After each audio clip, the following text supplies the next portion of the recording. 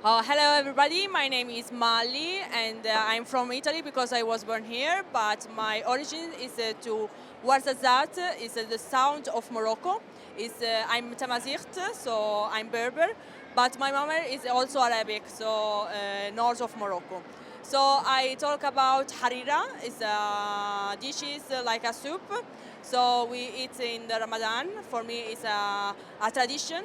So there is cooking to the tomatoes with the chickpea and some like pasta, but not pasta, like a pasta. And we eat it after when the Ramadan started. So we can when we can eat, you start with harira.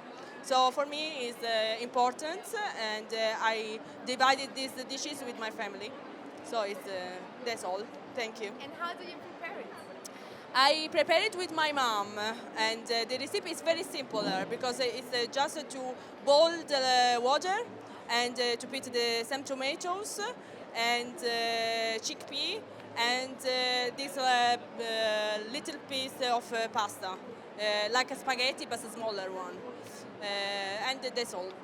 But the chickpeas they are prepared before. Probably they soak in Yes, water. of No? the water one day before. So they take the chickpeas in the water one day, and after you can prepare it into the harira.